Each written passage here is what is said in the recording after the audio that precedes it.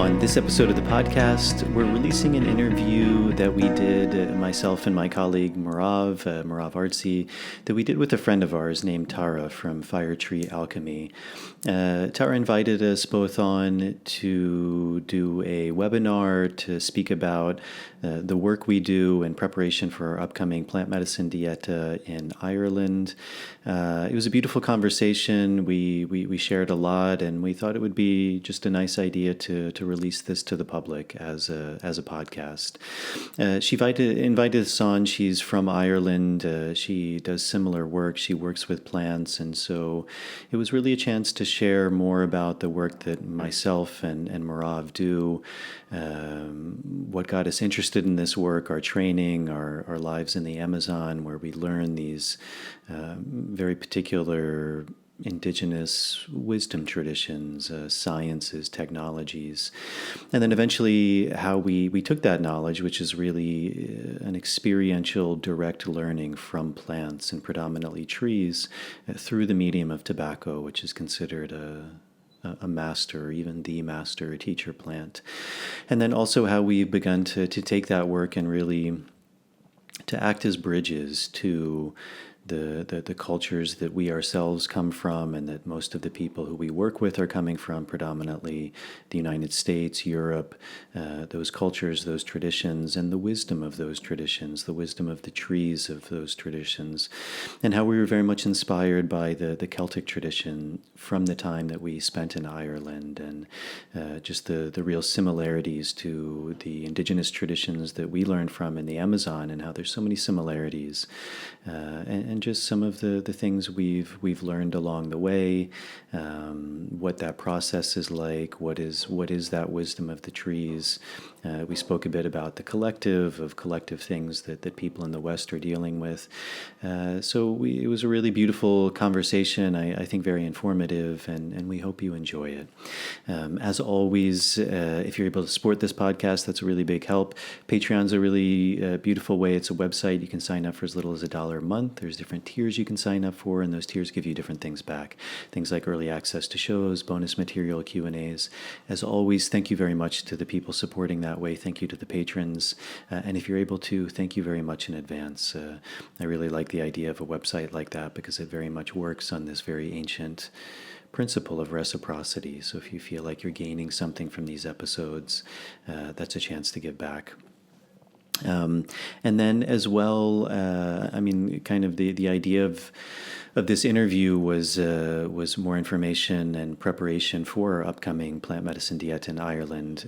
When this is released, we also, before that, have a retreat coming up in Portugal. Both of those, we still have a few spots left. So it's a really beautiful opportunity to not just listen, but to directly go in and to experience the wisdom, the healing, the learning that these plants have to offer. So if you'd like more information about that, the Portugal retreat, I believe, starts April 21st, and the Ireland retreat starts July 1st. So if you'd like more information about that, you can check out my website at nicotianarustica.org, and I'll put a link to that in the show notes. So that's it for the intro. Thank you all for tuning in, and without further ado, here is the conversation. Running out from the maze, running out from the maze, running out of the maze today. Running out from the maze, running out from the maze, running out from the maze today. I'm running out from the maze, running out from the maze, run out of the maze today.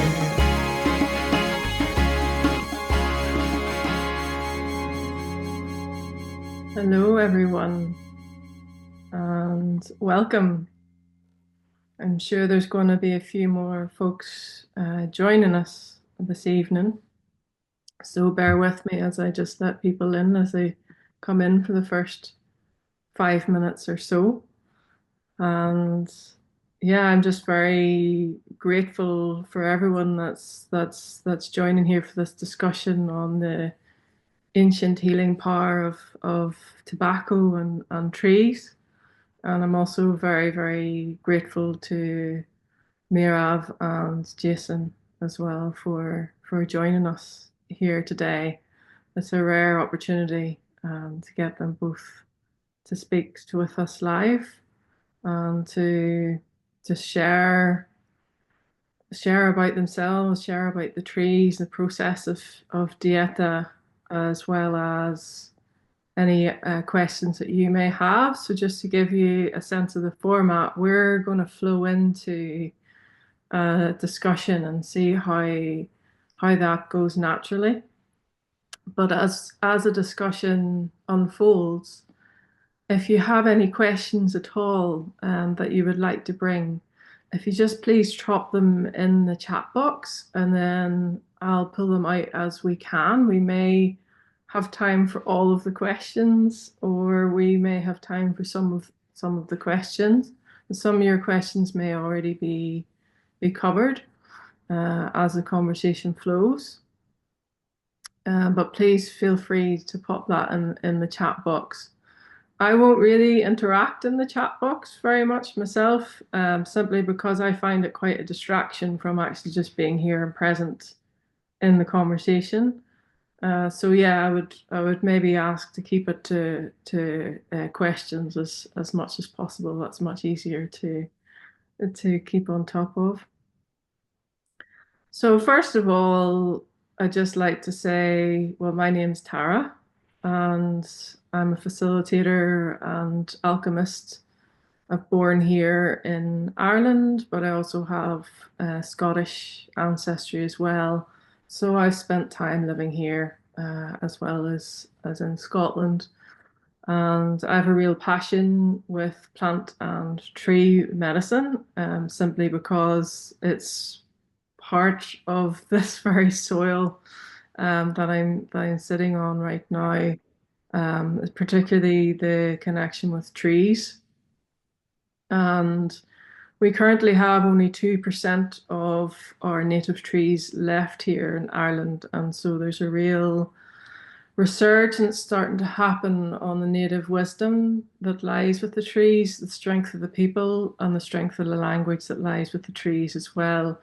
So we only have 2% of native Irish speakers as well. So the statistics in themselves kind of show the correlation of how important the trees are to these lands, and also that connects to other Celtic and pre-Celtic lands as well, including Scotland, including Britain and the British Isles, including Europe as well, all the way down to Portugal and to Spain, where Jason and Merav will be holding retreats there as well.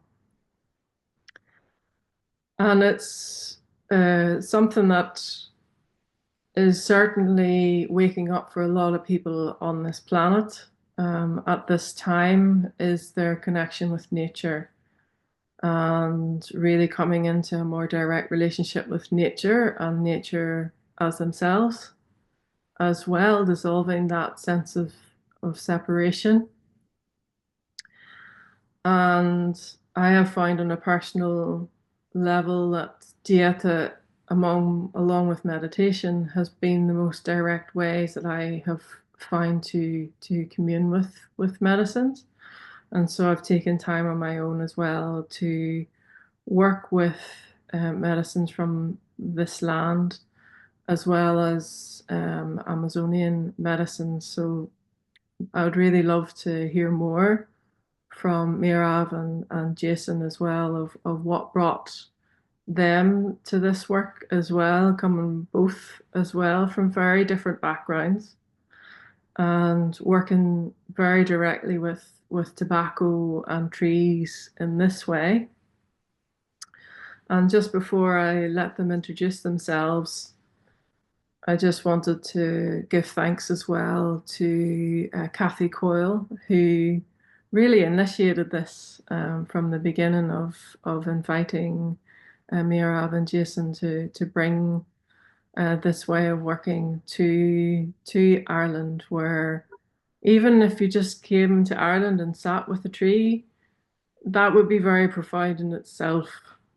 But to come here and actually to work specifically with the trees, and specifically in this ancient way that's emerged from the Amazon, is a very special gift, I feel, in these times. We were just speaking a little bit to that just before we let you all join us, of this really is a time of merging, and it's something that is really key to honor the ancient way of the land in which we are here with, as well as the land in which the medicines have come from as well, and to allow those to come through in a very direct way, in right relation, in a time as well where there is so much opening up of plant medicines and fungi being worked with on a much broader scale. There's advantages and disadvantages to that, and not to go into that too much, but all I can say is from very direct experience, as well as hearing from many, many others as a facilitator myself, especially here in the UK and Ireland, where there's medicines that are here that are not native. The permissions are not always asked of the land to work with these medicines. And say I can very, very highly recommend Merav and Jason for what they're bringing in the level of integrity and impeccability and reverence, that they are working with these medicines, and then also when they're bringing them to these lands, the sense of awareness and respect that they have for bringing it here. I really, I really acknowledge that. I'm really grateful for that as well. And just have to say, like for me personally, it blows many other works in that field completely out of the water, because this is such a more direct way, and it's not the way. I'm not trying to say that by any stretch, but it's the most direct way I have found and can recommend. And quite honestly, I don't recommend that many people in this field because of that. I would generally say just go to the jungle. But in this circumstance, I really do feel that the jungle coming to Ireland is a real gift and privilege. So thank you both, and just like you, maybe Mirav, to begin, just to introduce yourself and what called you to this work. So again, thank you so much for inviting us, and thank you for your kind words, for this warm introduction. My name is Merav. I was born and raised in Israel. And when I was in my 20s, I moved to the Netherlands for my higher education. I was studying art. And in a short period of time, I've lost 3 people that were very close to me. It was my mother and some of my close friends. I was then in my early 30s, and I had no tools how to deal with my grief. And I went into a big, deep depression. And I guess I was looking for something, maybe I was looking for the elixir of life, because you know how where you focus your intention, this is where you create. And in this period of time in my life, wherever I looked, I saw cancer. So my friends, my mom, they passed away from cancer. And I guess I was really scared. And I was scared to get sick and die myself. And then an opportunity had arisen to go to travel and work in South America. And I landed in Santiago, Chile, and everybody that I met was talking to me about shamanism, which was really unusual because it was in a big metropolitan, Santiago. And they were talking to me about ayahuasca. And I was advised to go to the Amazon jungle to find the shamans of the Amazon jungle and to drink ayahuasca. And I was not a very spiritual person in that time. And when I was asking why should I drink ayahuasca, I was told because ayahuasca will give you the answers to all your questions.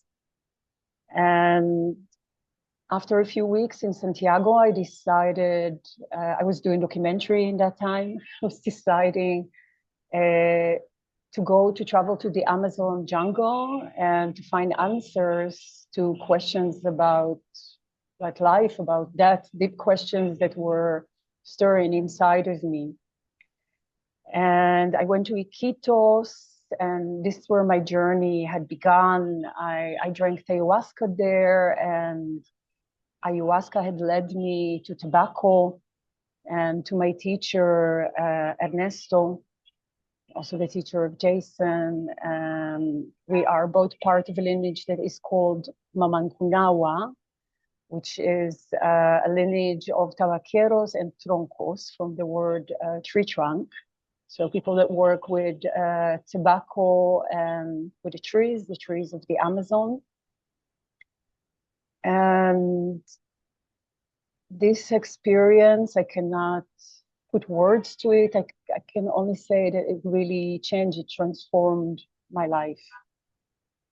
And yeah, and here I am today. I decided to dedicate my life to working with the trees and with tobacco. Thank you. I have a couple more questions on that, but I'd like Jason to introduce himself first, and then we'll see where it flows. Thank you. Yeah, these are always interesting questions where to start. Probably my story is quite similar to Merav. I grew up in the US. From a young age, I was very interested in indigenous cultures. I think in shamanism as well, although that word probably was quite foreign to me at that time.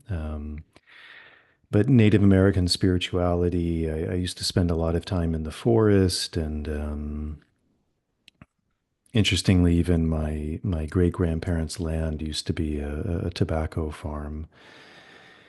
But I remember even as a child sometimes being in these tobacco barns and being kind of intoxicated by the smell. And it was very strange because as I got older, I would smell cigarettes and I had this huge aversion to them. I thought they were the foulest thing in the world.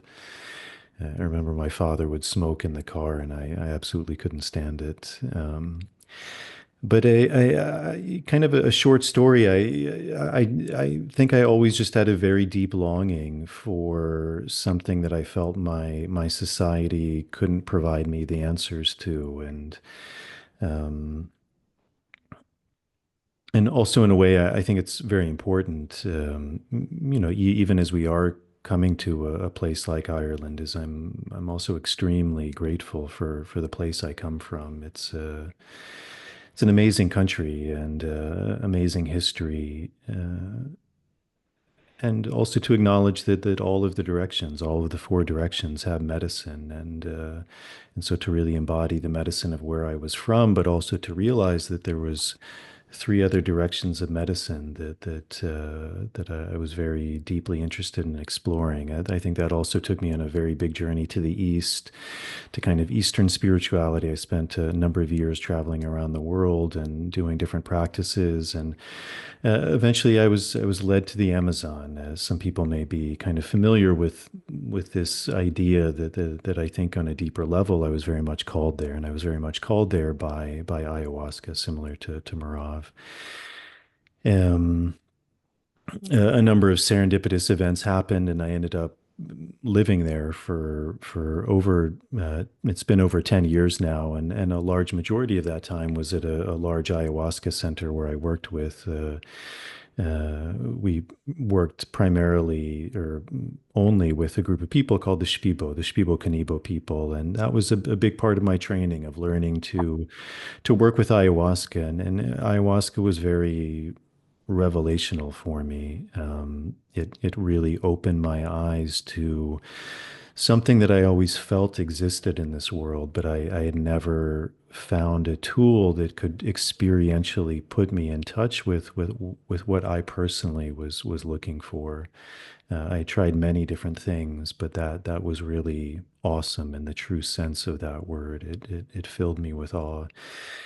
That started a process of really deeply learning from different indigenous groups in the Amazon, the Shipibo, the Tubu, and eventually through our mutual teacher, our teacher Ernesto, and this lineage, and eventually being very called to work with specifically tobacco and to diet plants, to learn directly from plants. And here I am, between that and where I am, it was never a journey that I necessarily expected.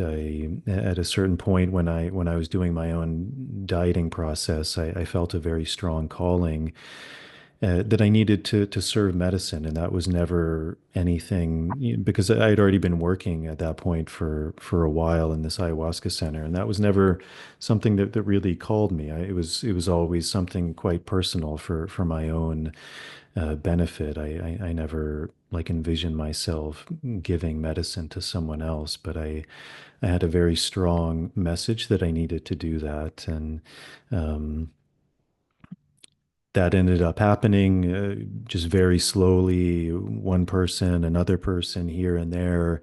At a certain point, Merav and I decided to work together, and just kind of slowly, it's in a very fluid way, in a very organic way, led us to the point of where this is primarily our work now, which is connecting people in the same way that we were connected, connecting people to plants, to these, I think, very, very ancient wisdom traditions. And I think that was a big part of my calling, was because specifically the tradition that I and we were working with, especially at that time, I didn't see anyone else doing that, and I really realized that tradition was going to be lost unless there were people who began to share it. And I think that was primarily my main reason for doing that, was simply so that knowledge wasn't lost. Um,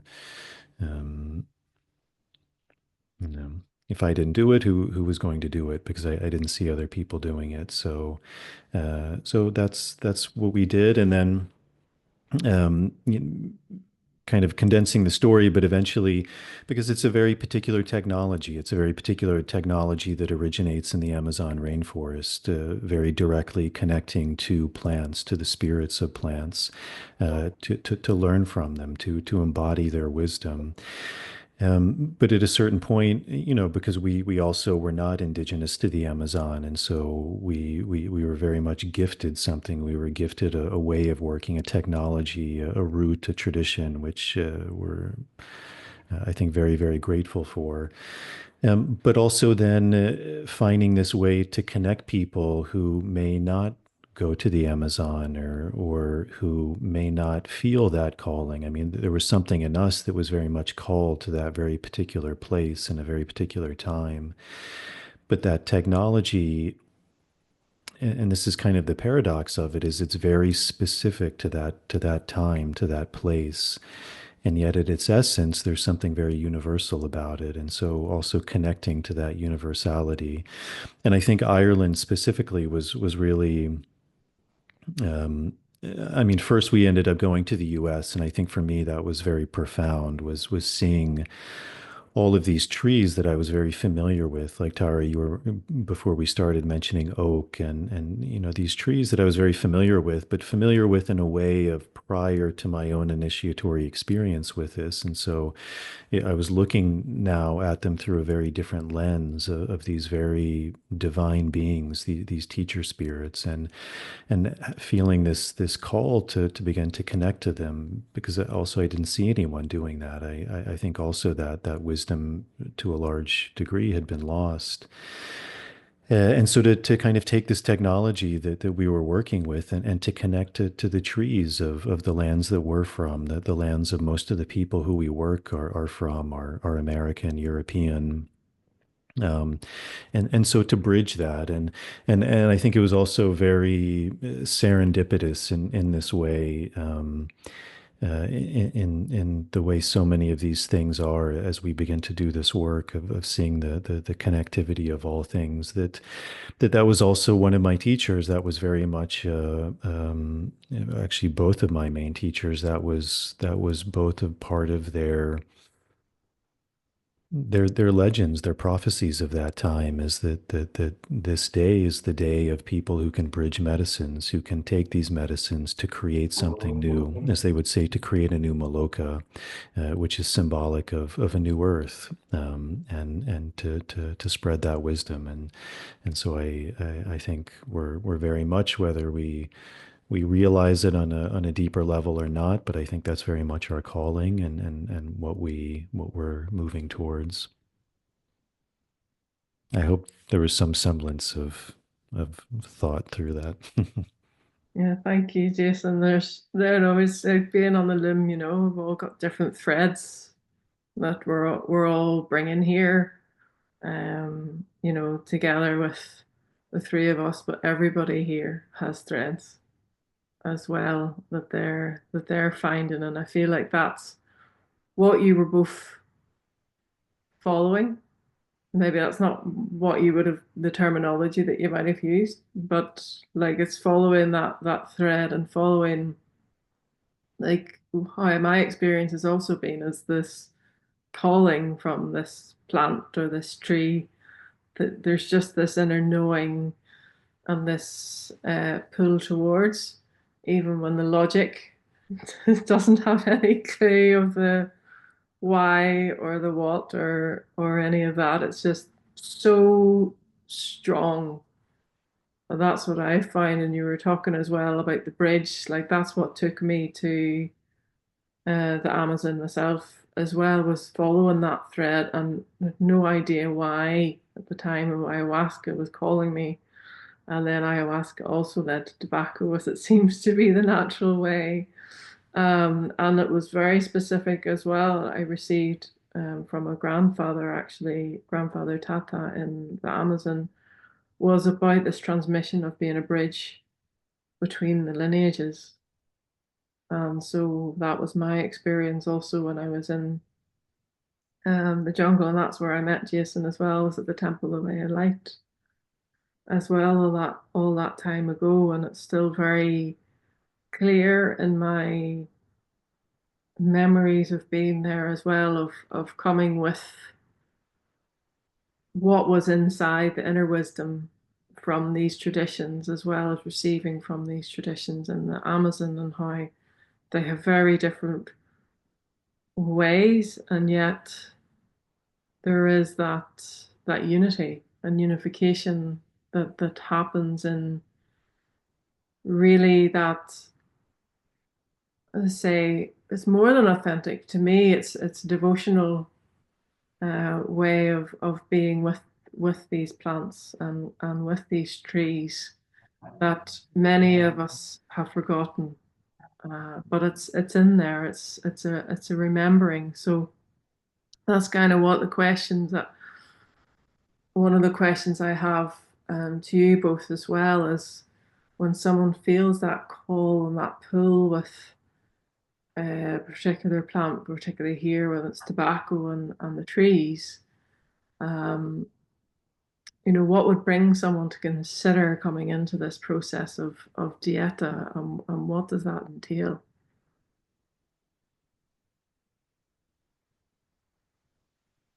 I guess um, I would like to encourage people to follow their heart, to live their life from this place of the heart, to live their life from this place of following their passion, and to see where it's going to take you. Sometimes it doesn't make any sense. It doesn't feel like the rational thing to do. Maybe there are things that seems more logical that needs to be done in that moment, but um, just talking from my experience, following my heart had led me to live my life with passion and to walk the path that I'm supposed to walk on this earth, and to feel fulfilled with what I'm doing. And I would like to call people also to live from this place.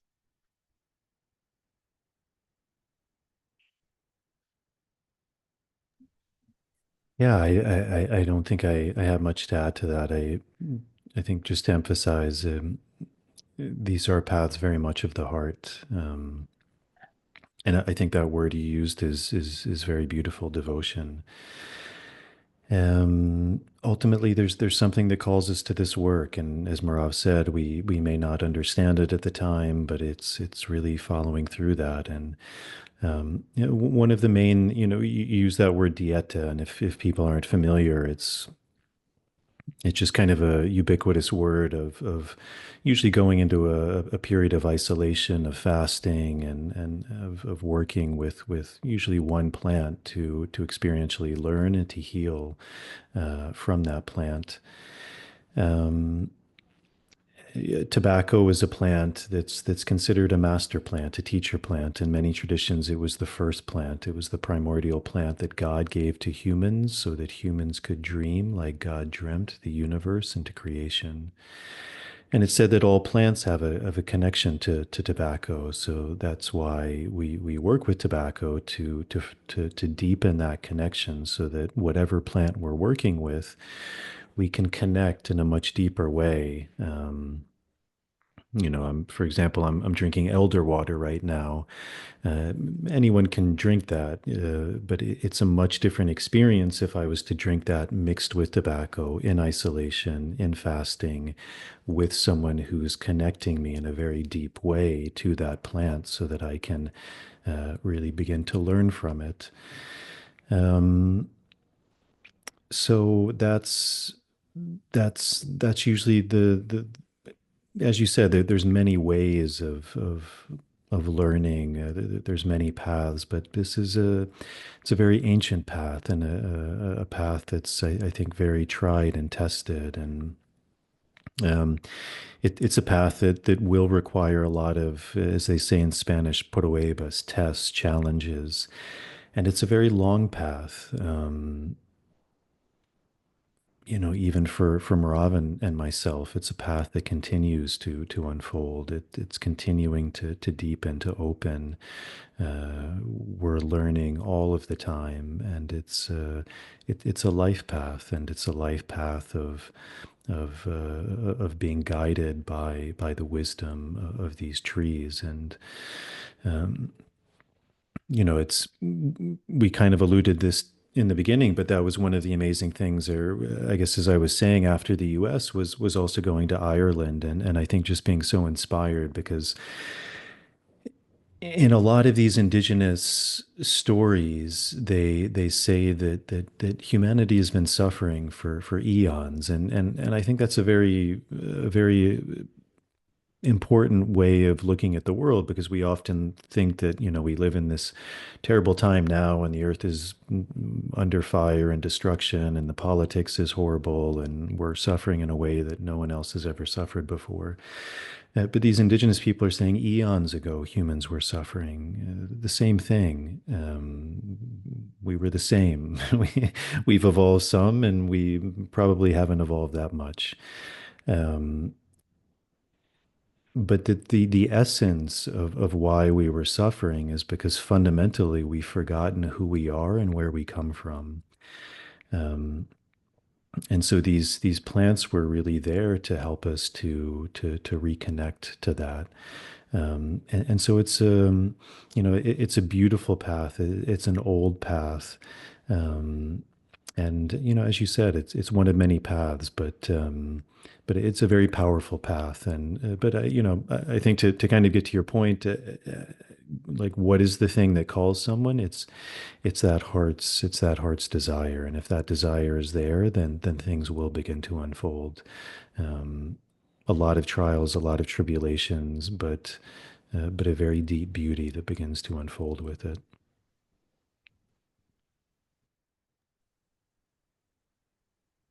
Thank you. Yeah, I feel like that was something as well that has been coming to me with, specifically holding this in Ireland as well, is that like all the tradition with the trees is all in direct experience and oral tradition. What is written down, we can't take as verbatim. And even if what we're reading, it is usually knowledge. So it's usually something that feeds the mind, but not the soul, not the heart of it. And that's something that speaking with other people that connect with the trees as well, we all say that it's like you build a relationship over time. It takes a long time. And that is something that in this world, the taking the time to slow down, to be able to come into that receptivity and to be able to come into that presence with what is, even in that in itself is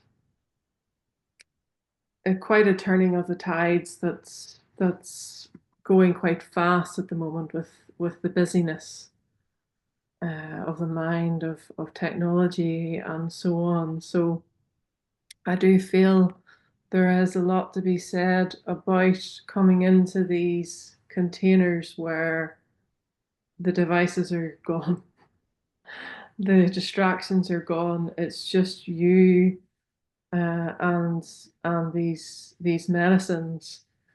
And recently as well, I'll share it in a link after this as well.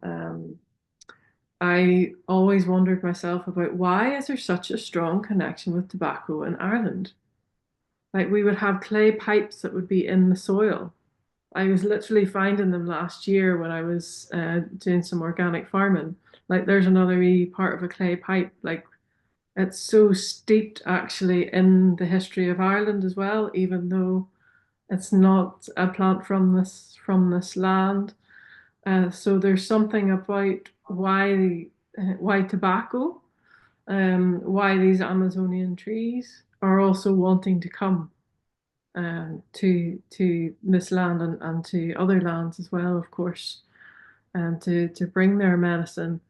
Um, so I just wondered if, and with either if you had that experience yourself and how it deepened your own ancestral connection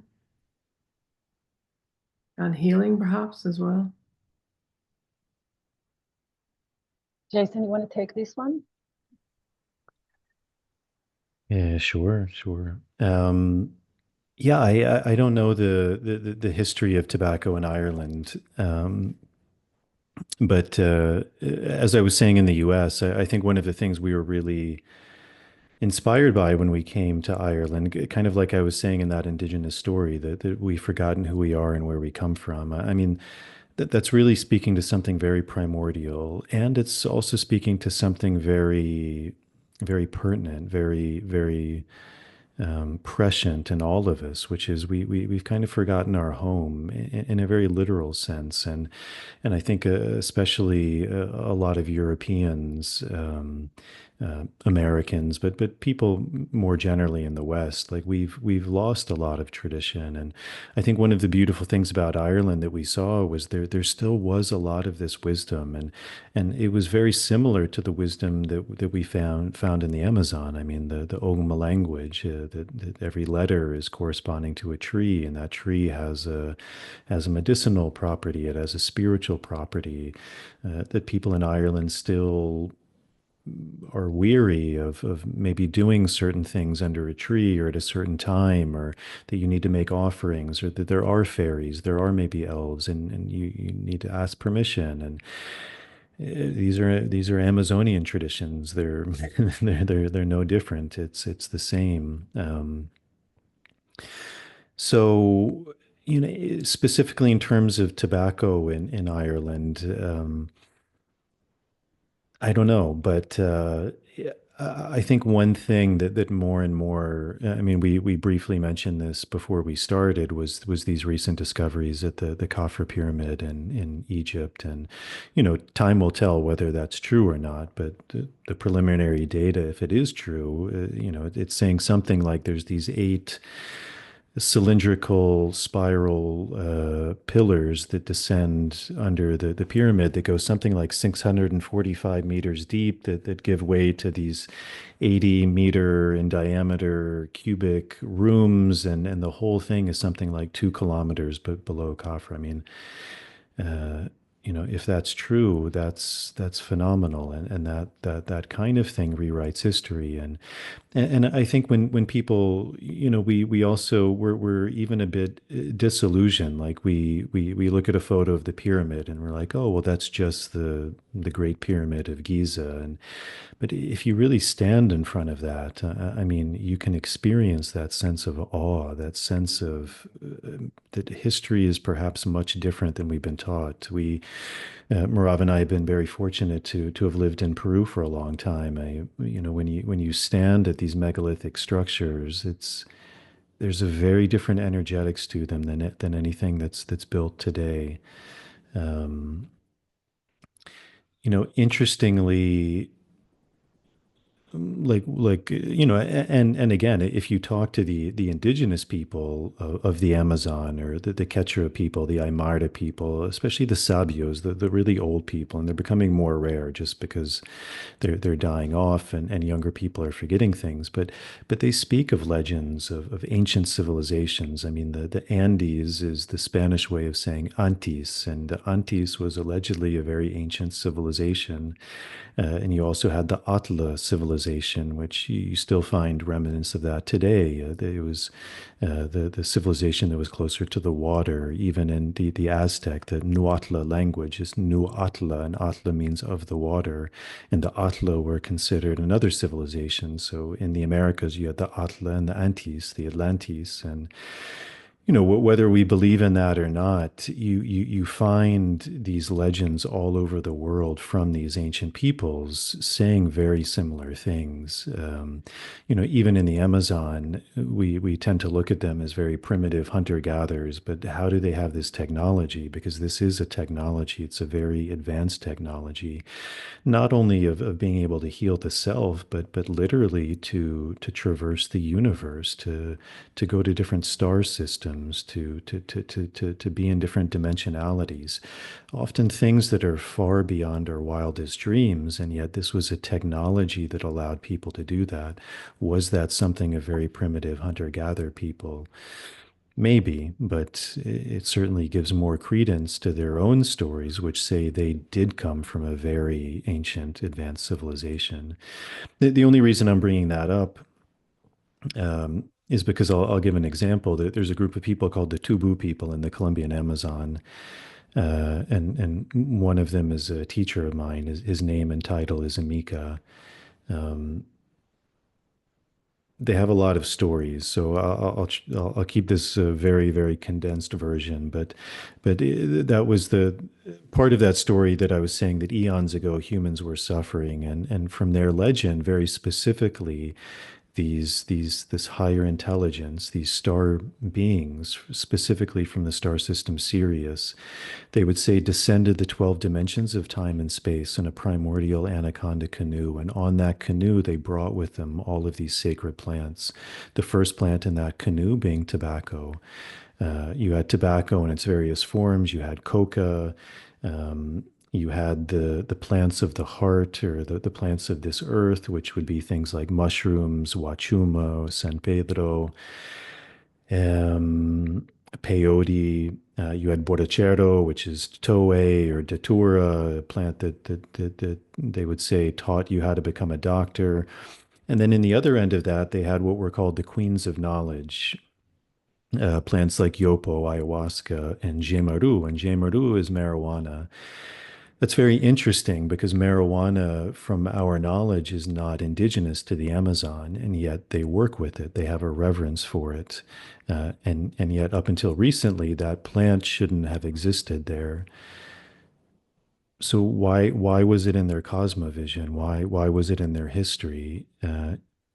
If you ask them, they would say that's also why they're working with the spirits of plants. That the physical matter of the plant is where you find it in this realm, in this earth.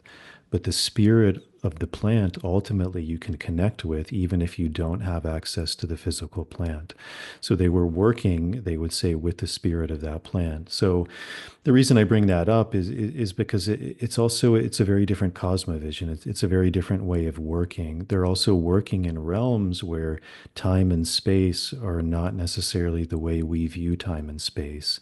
That you can go into the future, you can go into the past. A lot of people who we work with, they experience this on a regular basis. They communicate with people who are no longer here on this earth, or they're able to see things that then happen in the future. They're able to be in places where their physical body is not. And so in that way, even like allegedly they found cocaine or nicotine in the pyramids. Like, is that true? I don't know. Like, they found it. Was it contaminated? Was it there prior to our own understanding of the history of time? Maybe we'll never know. But I think all of these things are also alluding to this fact, which you brought up. How was tobacco worked with in Ireland? Uh, because if tobacco was the first plant that God gave to humans, then everyone has a connection to that. Everyone, whether that plant is growing right where they are, it's literally in their DNA. We often look at these plants as if we're ingesting something from the outside, but that's not necessarily true. Anything that we're taking from the outside, it's not that something is coming in. It's that something is coming in, but that something is being unlocked. We have, for example, in tobacco, nicotine receptors within us, which means even prior to ingesting the physical matter of tobacco, there's already something within us that's prior to that, that's being unlocked, that's being opened. And so, I would imagine, much like the tubu in the Colombian Amazon, even if that plant wasn't physically in Ireland, and it very well may have been in Ireland, and then, like many things, lost and then eventually came back. But even if it wasn't physically there, a lot of these traditions are pointing to this idea that the essence, the spirits of these plants can still be worked with.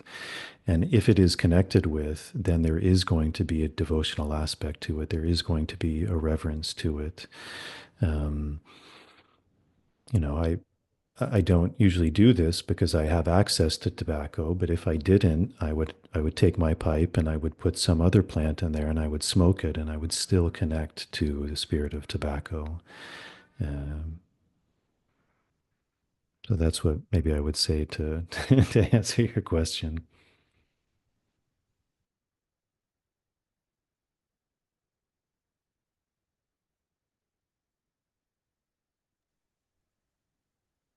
Do you have anything to add, Mira, from your own perspective of the ancestral connection? I have nothing to add to that.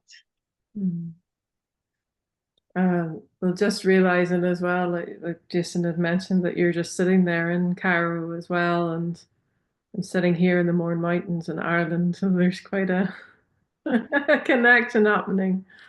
And a lot of there's one particular site that's known, and there's other sites as well, but the one particular site is known in Ireland as Newgrange, and it's known to be even older than the Great Pyramid in Egypt. And so just linking in these ancient traditions that they must have had a communication going on, and there is a lot of evidence as well to show that there has been Egyptian influence and Middle Eastern influence here on these lands. There is even some connection in language that, again, there could be little bookmarks we could have for many talks after just this evening as well. But also what I felt was important to note as well with that is it's not only the places, they're known as the thin places, liminal spaces, these sacred sites, and there's many sacred sites in Ireland that are actually specifically located to the Cygnus constellation. So there's a mirror image of the Cygnus constellation here connected with sacred sites here in Ireland. And any site in Ireland, I mean, you only need to walk a mile and you'll bump into one. There, the island is covered, and many of them aren't actually uncovered, which is a good thing. Many of these places, they would have been absolutely covered with trees, and there are specific trees as well that are connected with what we would call these thin places, likes of hawthorn, rowan, birch, Scots pine, for instance, you would often find, particularly in these thin places. And there would be obviously groves of yew, groves of oak would also be these thin places as well. And they would all have a very, very different resonance, just like each of the trees have a very different resonance and a very different frequency. And I would like to hear from you both as well on that as well, on your own experience with the trees, native or Amazonian trees. One of my own explorations is about this resonance, this frequency that each tree has, or each plant even has, that's it's waking up inside of us again. That it's something of that's what pulls us to that particular plant or tree, to wake that resonance up in us again, that the memories, whatever it may be, that it's trying to help us to access again. Yeah, it feels like, to build on what you're saying, that the trees, they're this beautiful channel that is connecting between the earth and the heavens, and the trees are drawing on this energy. We were talking about the trees in ancient sites, and it's been my feeling that these sites where they were building temples or places of reverence are places where we can tap into particular frequency, where we can better remember who we are, the true name of our soul, that we can connect to our source.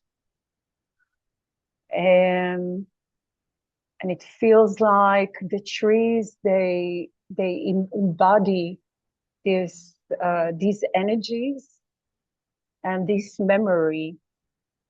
And by working with them, we can awaken the memory that is in the water of our body. The way that I feel it, it's like the medicine that is poured in the cup, that is water, has a certain frequency, a certain resonance.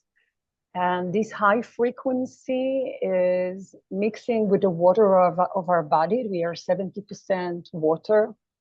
We can talk about the footprint of the water. We can talk about the water as the primordial mother, as the carrier of this memory. And that helps to awaken it within us. So yeah, I see the trees as carriers of ancient information, of ancient memories. Thank you. Yeah, I think a way of thinking about these trees is maybe some people have sat in an ayahuasca ceremony, and usually there's an ayahuasquero, someone there who has a skill of ayahuasca, who's running that ceremony. And often in Spanish they would speak of this idea that often a big part of their work is they're calling upon their doctorcitos, their little doctors. And these doctors they come from the plants, usually the trees that they diet. A master of these ceremonies has a particular group of trees that they've worked with, that they're calling upon the energies of those trees to come and to do the healing work, the cleaning, the aligning, the opening. So in that way, it's seen that every one of these trees is a particular doctor, or even a group of doctors, depending on the tree. And much like if you use the analogy of going to a university, you have your social studies teacher, you have your mathematics teacher, you have your chemistry teacher. So every teacher, like, obviously they're all in pursuit of the truth, they're all in pursuit of a knowledge, but each one has their specialty, each one has their way of working, which are, universally somewhat similar, but they're also very highly specialized. So you mentioned these trees like hawthorn or birch or rowan. So each of those has its energetics in the same way that Merav and I are essentially doing the same work, and yet we're different. There's going to be things that maybe I know more of. There's going to be things that Merav knows more of, and so we bring that to our work. And each of these trees is a teacher. It's really a university, or even a universe within itself. They're very much going to work with you also where you're at. So they have a tremendous amount of wisdom to know how to work with you. Certain trees will embody certain energies. It's why, for example, like hawthorn is very often next to sacred wells, because it has a very strong connection, as Merav was saying, to the water element. And that's a big part of its physical medicine. I mean, most people are familiar with the medicine of hawthorn, is that it's very good for the waters of the body. It's very good for the blood pressure. It's good for opening that, for allowing the waters to flow, because usually something like high blood pressure is coming from a constriction, a contraction, very much of the heart as well. It's like in a box. It's tight, it's strained, and so the hawthorn begins to open that. It begins to allow things to flow. So you can imagine that it's feeding off of that water, and so being next to that sacred well, there's a reciprocal nature that's beginning to happen. The water is benefiting the hawthorn's benefiting the water, and then everything begins to thrive in that way. These plants like birch, it's a type of pioneer tree, or alder, and so they're going into barren lands where the soil has been depleted, and they're beginning to bring life to it. They're beginning to have rejuvenation, regeneration, and that's very much the medicine of those trees. So when we ingest it on a physical level, that's what it's doing. It's bringing us rejuvenation, regeneration. It's restoring us.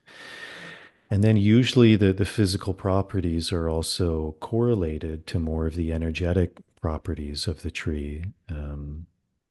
Something like hawthorn, it's that word hua in the Ogham language. Um, it has the sense of duality. Even the English word hawthorn, it's two different words, hua and thorn. Even the thorn aspect, it's this idea of protection, of strength. A lot of trees that have this thorn, that's what they do. Rose is similar. It's part of the same family, Rosaceae. Um, Hua, the etymology of it means awe or fear, and that's also part of the duality of Hawthorne, as it very much begins to connect us to that. That's often where our heart begins to constrict, is because we've lost the ability to experience awe. And so the heart is dying. It's lost its ability to open, to expand, to kind of prostrate itself and to be fully open. And usually fear too. It begins to contract us, to constrict us, and our whole posture begins to go into this contraction mode. So, these are just like quite basic examples of these trees, but each of these trees has a very powerful medicine. And so, as we begin to diet it, we begin to learn and understand the power of the medicine. And, very much as you were saying, all of these trees come from a very particular place, a time. So, the trees of the Amazon as a group, if you had to speak of them, they do have a different energy than the energy of trees from Ireland, because it's a very different environment. The jungle is full of life, full of things competing and eating each other, and groups of people who are warring and sending things at each other, and, beauty and life and abundance, and, all of these different elements. And so the trees embody uh, the nature that they're surrounded by. They also have to help people in those very specific environments, to teach them about those environments. And so the trees of Ireland are also coming from a very particular place, a land, and a history as well.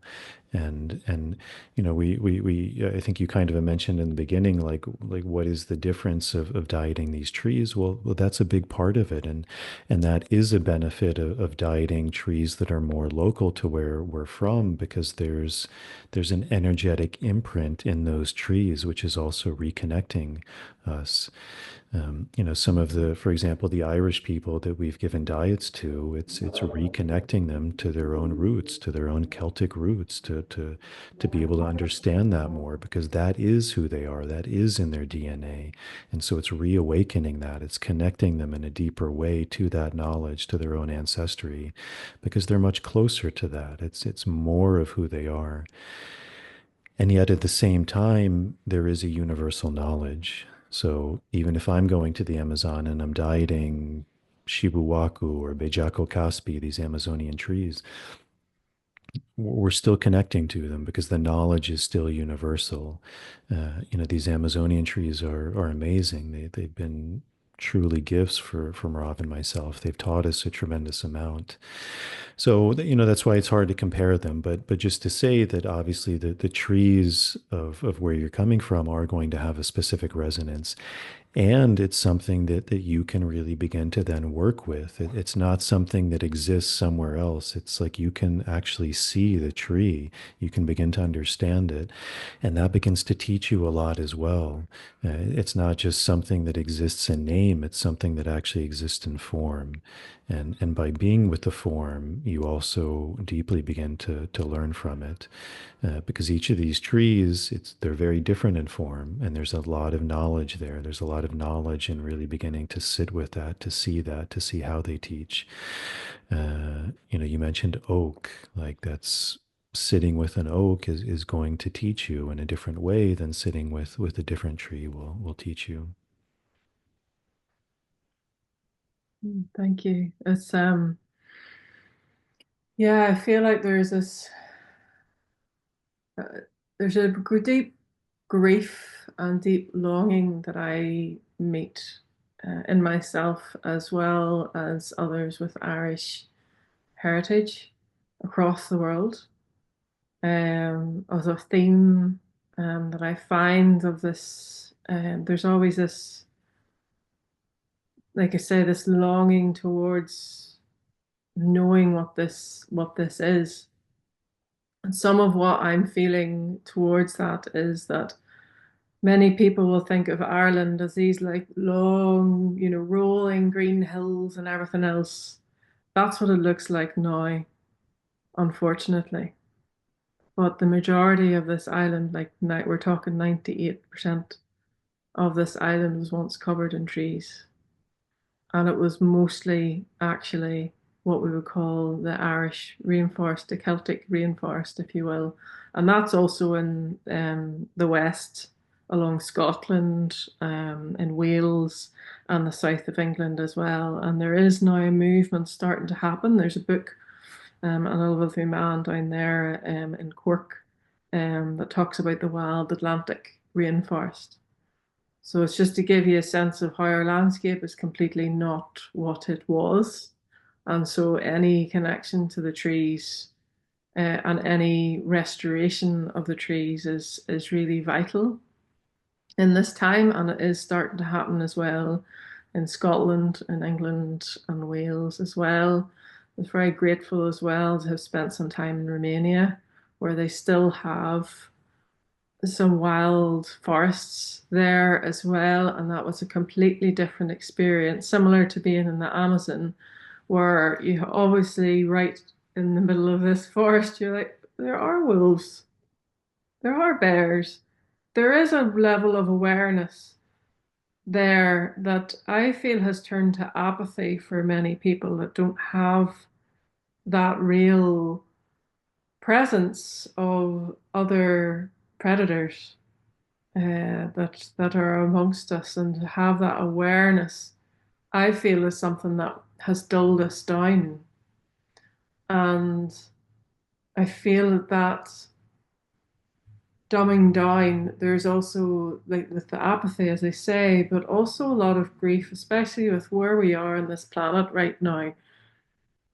I mean, there's so much grief moving and collectively, but also there's many that Merav spoke at the beginning as well about her grief as well, and some of that I've noticed it kind of gets people kind of drawn towards something that they want to get to know, and then they back off because then they're feeling this pain, they're feeling this longing, they're feeling this grief, they're feeling this numbness, which is also a feeling. And they kind of stop there. They don't really know or have the tools or the capacity to work with that. And so it was one of my questions, was around actually around grief or around strong emotional patterns that we may not even know where they originate. But how have the trees helped you to access that, to move through it, and become more present and more aware as a result of that? I guess that through the process of isolation, that is part of the dieta, because the dieta is done in isolation, in nature, and it's basically only you, the spirit of the plant, and God that are present. There are no distractions, and it made me sit with my emotions and look at them, sit with my fear, and look at it and listen to it. And it wasn't something that happened in a period of one dieta. It was a process that took me years to befriend my fears, and also to understand what are the beliefs that I'm carrying, and are they mine, are they not mine? We have this tendency to to take beliefs also from family, from the culture that we are part of, and just really to isolate it and look at it. And what the trees are doing and tobacco is that they allow us a certain distance to look at things from another perspective, through the prisma of the tree that or the plant that you're working with. And each plant you're working with will allow you to see things slightly different, because as Jason mentioned, different trees, different plants promote different qualities.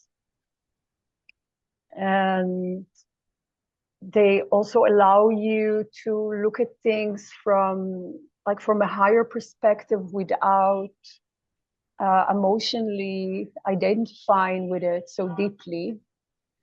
And through that, you start to gain a different perspective. You start to see which belief systems, which beliefs are serving you and which beliefs are not serving you. Of course,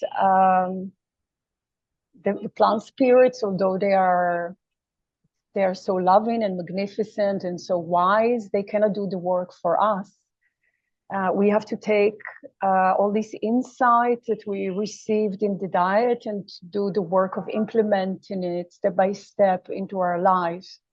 The key here is a lot of working on self-love and compassion towards our wounding, towards the places where we feel vulnerable or weak, because most of us, we don't like to feel weak. So yeah, in a nutshell, that is the process. And the trees, they strengthen us through this time. They give us a lot of tools to use, but we need to do the work ourselves.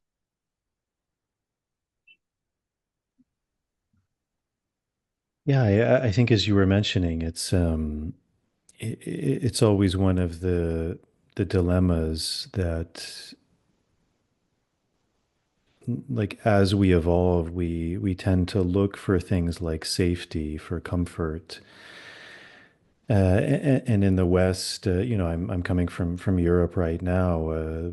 The West is very good at that. They've made the lives very comfortable for people, and that's very good on one level. But as you said, something that comes also along with that is the more comfortable people get, the more apathetic they get. And that also begins to take their life force from them. And that's why you also see very high rates of depression, of suicide, of anxiety. Much like I was mentioning with that idea of Hawthorne, is that duality of awe and fear. And when our lives are very comfortable, when things don't affect us in these bigger ways, whether it's huge moments of awe, huge moments of fear, we become very apathetic, and that does take our life force away. And so usually that was also part of the reason of these kind of initiatory experiences was also to constantly reconnect us to that awe of life. And part of that was also, a big part was fear, was going into the fear. You also mentioned grief, and grief is a very big part of the process of working with plants. These initiatory experiences were very much experiences of death and rebirth. Um, in very traditional senses, it was often literally taking us to a place of death, and maybe you did die, and if you died, that was just seen as the way of it, that person, that was their path. In general, now, even with this work, that's not acceptable to take someone to the physical point of death.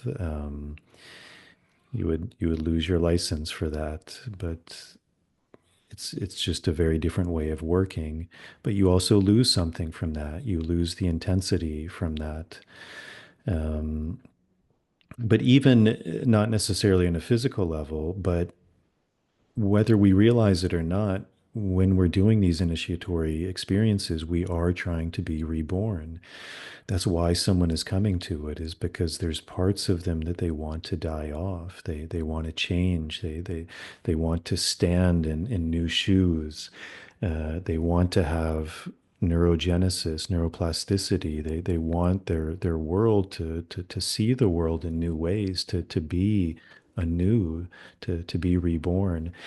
And so you mentioned this idea of grief, and grief is a fundamental part of this process because as old parts of ourselves die off, we have to go through a grieving process. If we don't do that, the initiation is not complete. That's kind of this idea of what could maybe loosely be called like spiritual bypassing. You can't bypass the darkness. You can't bypass the shadow. You have to fully go into that. And even parts of us that we may not like, we also have to understand that those things served us.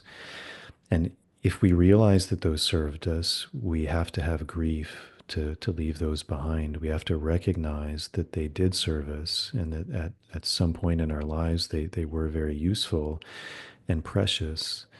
And so anytime we leave something behind, we really have to honor that. And if we don't honor it, then I think we also missed a big point of that initiation, to honor, to let go, and to grieve. And once that grieving process has happened, and that's going to be different for different people. For some people, for one thing, it can be a flash. For other people, it can be days, weeks, years. Um, but as that grieving process is we come to terms with that, then we're able to be reborn because then that thing has come to its completion. That's also the idea of integration. Integration is to be in integrity. To be in integrity means to be whole.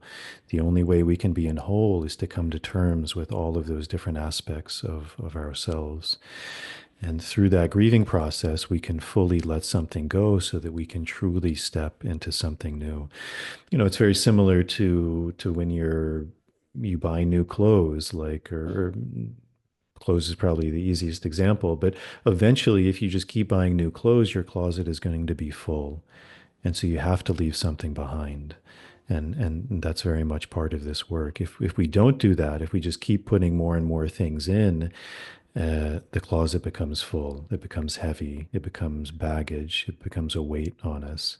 And so that process of grieving and letting go is a fundamental part of this process. And maybe like just to kind of wrap that up, because you were kind of alluding towards this grieving process in the West, but it's also it's a universal process. One of the interesting things is that often in the West, we come to this work more from an individualistic sense, like my own grief, my own suffering. Usually, at a certain point, as we begin to go through that, there's also a certain sense of the suffering or the grief of my family, my community, my nation, my past, my ancestors, the world at large, the grief of humanity, the grief of the story, the grief of the word, the grief of entropy, the grief of the collective dizziness. And so there's always in our own evolution and the evolution of humanity, that grief, that leaving behind is a fundamental part of our process. And it's something that I imagine will never end.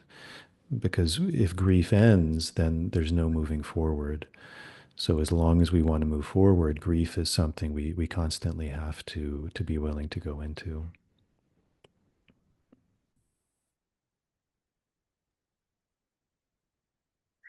Thank you. And just before we begin to wrap up as well, just if anybody does have any questions, to pop them into the chat. That's something as well that I had been really feeling for these times as well. Is yes, people can feel drawn to this work from a very individual perspective, like you said, their own grief, their own suffering. But there's also, in these times, I feel more and more people are waking up to the realization that we are not just individuals, we're much more than that. And for me, the biggest gift that I receive from my work with plants, with trees, with mushrooms that are interwoven with the trees, in particular in the soil, is this interconnectivity, is that my healing is your healing is my healing, it's our healing. So a lot of what I've learned as well through an Irish elder and the ancestral healing with her as well has been that it's not about trying to heal the ancestors, it's about bringing that wholeness to ourselves, and in that wholeness to ourselves it will go back and forward. And that's not just for ourselves, but it's for the collective field as well. So is there anything that you and Mirav have to add to that, of coming into When I was just feeling into what you're saying, what was coming to me was this sometimes we can, and I sure felt it myself, that I have to do it on my own, you know. I isolated myself from receiving support from others because nobody would understand. And part of experiencing this connectivity is understanding that we are not alone, and we don't need to do it all by ourselves. And for sure, we are so much powerful when we join and we do this work together. So yeah, for me it was huge to understand that I'm not alone on this journey, that I'm supported. If I allow myself to receive the support from the trees, from nature, or from my fellow human beings, and just being in this space of allowing ourselves to feel part of everything and to receive this support was such a big thing for me. Yeah, and just very briefly, that's a fundamental part of this work is like it has to be selfish in the sense of the word that we do it for ourselves because people aren't going to do it for us. That's also part of what Marav was saying is also this idea of the reciprocity of the trees. Like the trees aren't going to do it for us. We have to be willing to do it ourselves, but they will support us and they'll guide us in tremendous ways. They may even do 98% of the work, but they're still going to ask us to do something. That's the idea of reciprocity. In that same way, as we do this work for ourselves, we begin to change ourselves. And so our thoughts change, our actions change, our words change. And that has a ripple effect to everyone we come into contact with, whether it's our parents or our children, our friends, the cashier at the grocery store, the guy pumping the gas, like that ripples in tremendous ways. And so as we begin to do this work ourselves, we do it for the other as well. That's also that idea of the ancestral traumas and lineages, is that when we end those things within ourselves, then we heal our ancestors because we don't pass those things on. Much like I was saying, that's the grieving process. When we come to terms with something, when we heal something, we don't only heal it for ourselves, we heal it for all of those who are to come after us because we don't pass on that same energy. That line has been broken. It was the kind of beautiful saying from the Buddha when he achieved his, allegedly like complete enlightenment, is the walls of the house have been torn down. I will no longer be reborn. It's a very similar idea that those patterns, that idea of who he was, of everything of who he was no longer going to be passed on because he was at peace.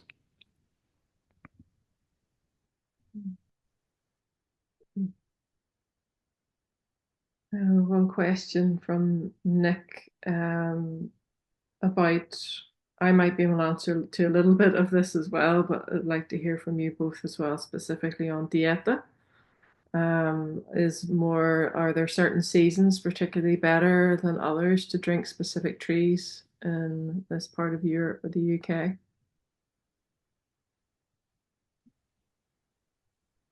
So I feel that the best season to join would be when you feel ready.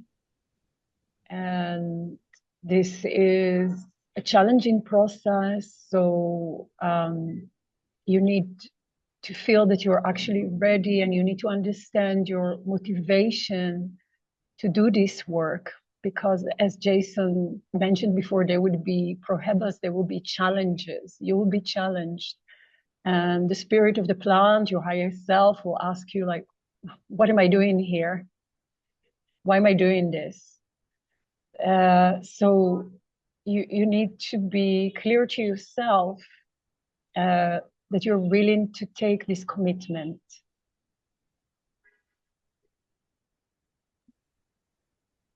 Yeah, very much. I think that's the best answer, just what she said. It's something very personal. Obviously, within the framework of the dieta, it also depends on who you're working with. So when they're there is when you diet. Um, in general, for Europe, we're trying to do dietas in the summer, maybe spring, early fall, but when the weather is somewhat pleasant, because the dieta is already, as Merav said, it can be very challenging. So if you add on extra challenges on top of that, it can just make the experience more difficult. That may be what someone is trying to induce. So there could be a reason, for example, to diet in the winter. That the winter will be a very big teacher for you as well. That will take you into some very difficult experiences. And there are practices that do that. Every morning I take like an ice bath or an ice shower. I'm doing that to induce a very particular experience. Like it's not pleasant in the moment, but there's a big benefit to that. In general, in the dieta, we're not doing that, as I said, because the challenges are already enough. For Merav and I both lived for a number of years and still do in the Andes. And if you go to one of these very high mountains, you don't need tobacco with you. You being up on the mountain is enough. I mean that environment will teach you without the need to do anything else. So, all of these practices they have a set and a setting that are meant to create the best container to allow you to really connect to that work. So it's really just I think honoring the container.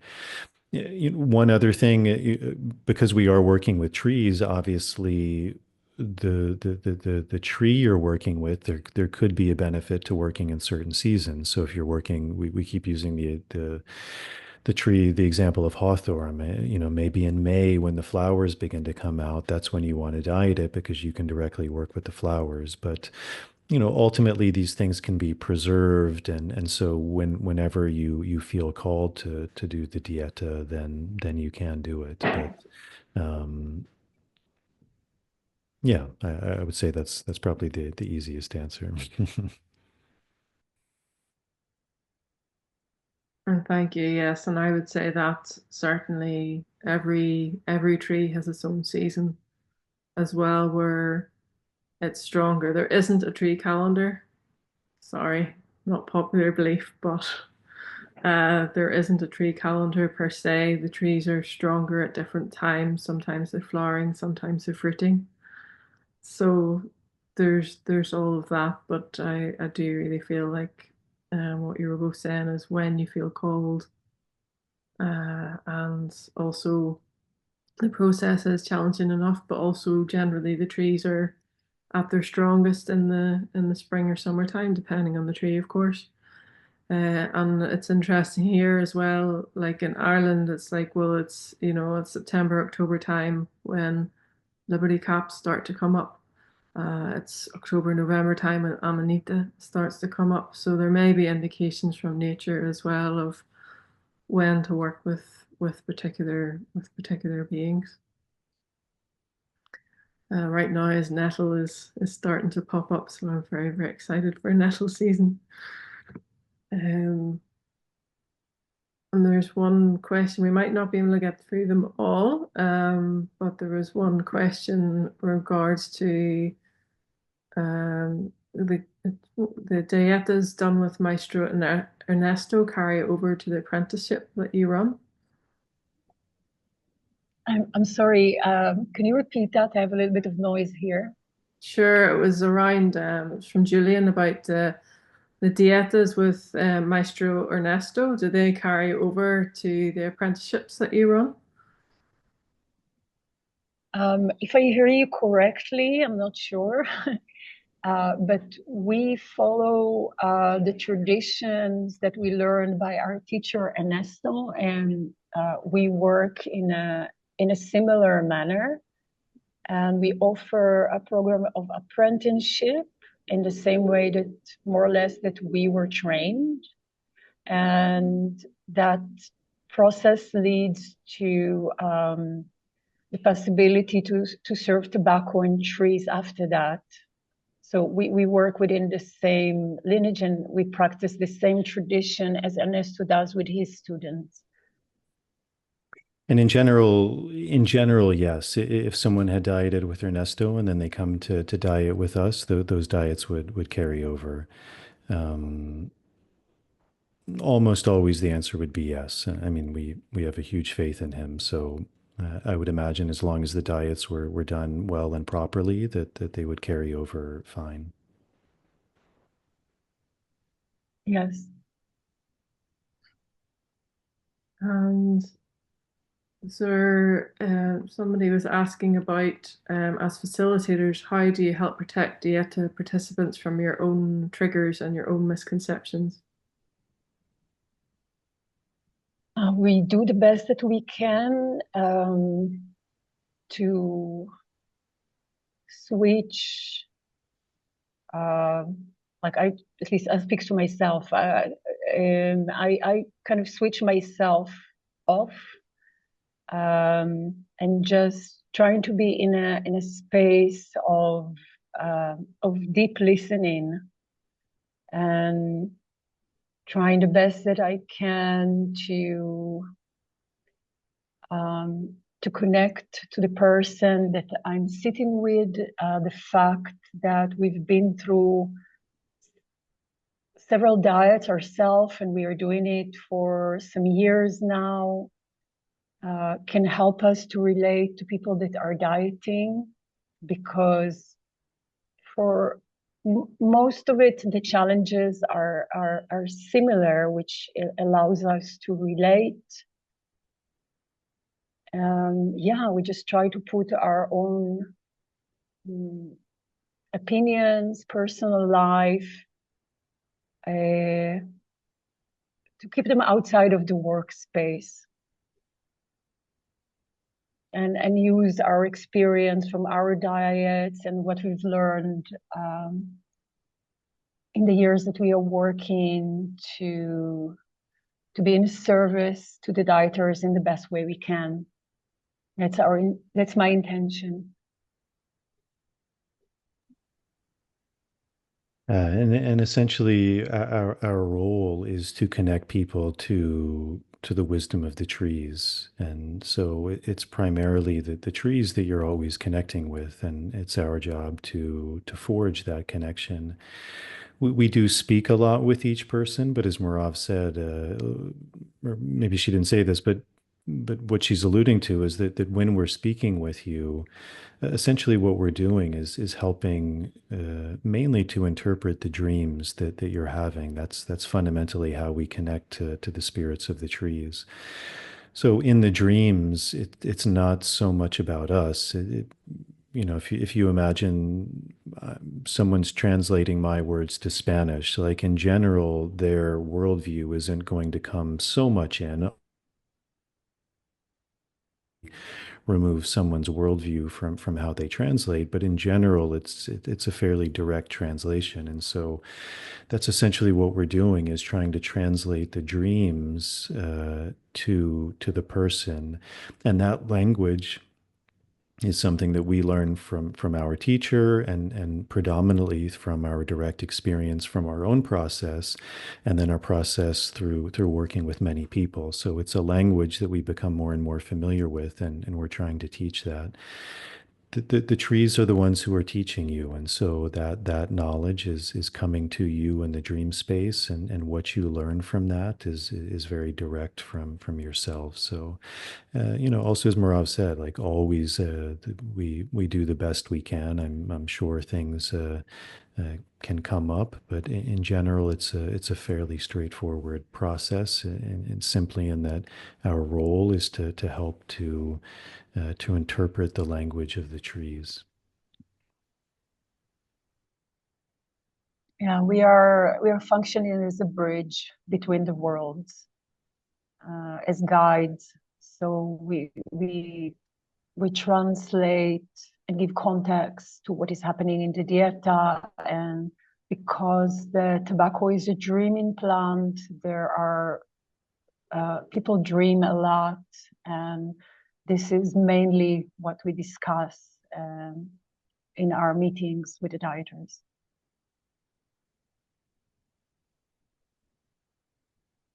I've also found it in my own experience in receiving dieta in this way, with just tobacco, as well as tobacco and oak.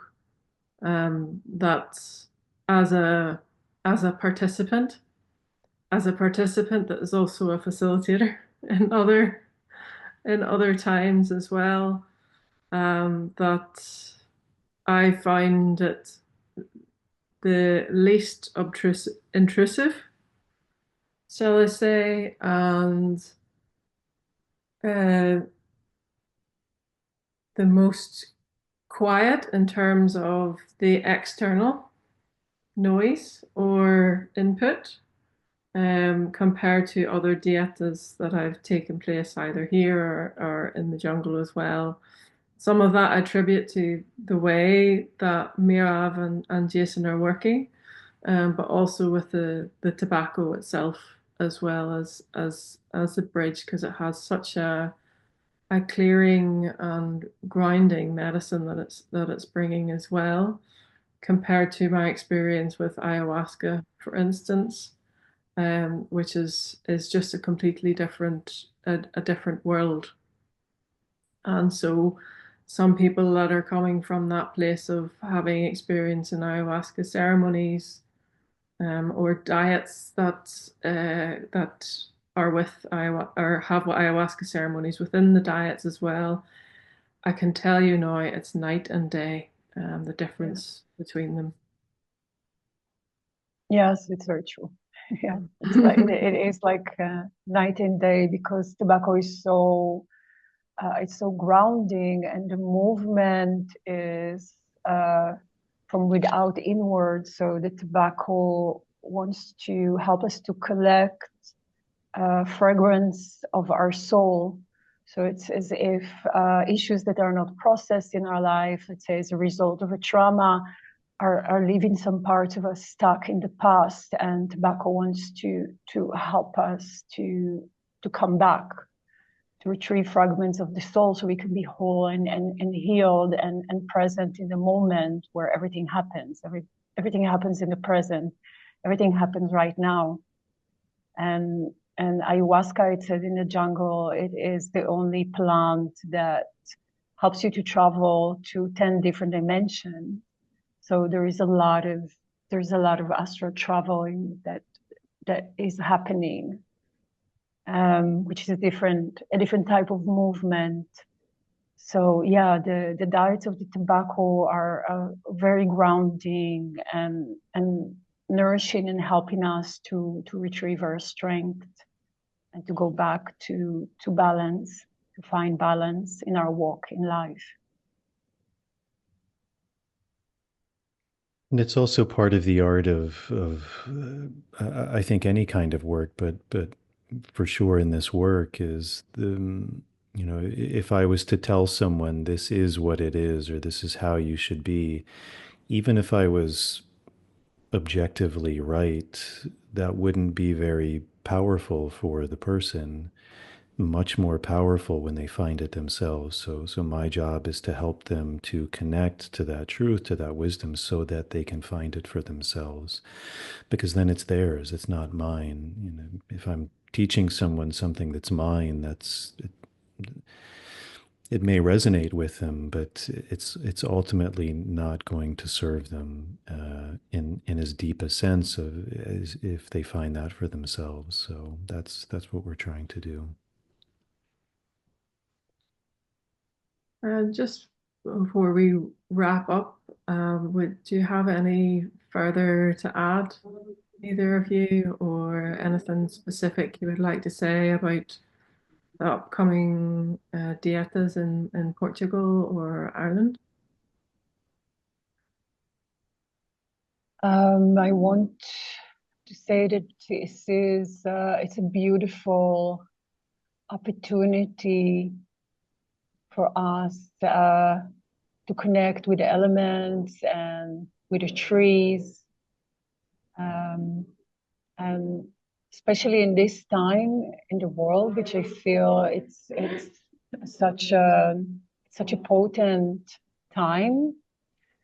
That there is, I feel like there is a lot of call for surrendering, and just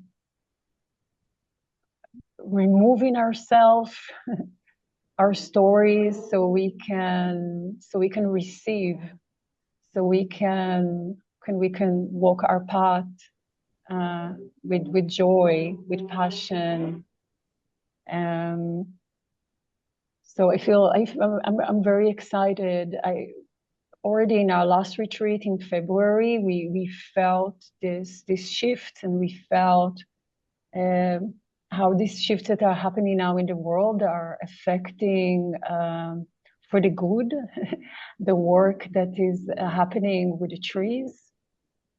And I'm really excited to come to Europe and to offer these tools to everyone that feels that here's the calling, to work further on the healing with the trees, with tobacco, and with the elements.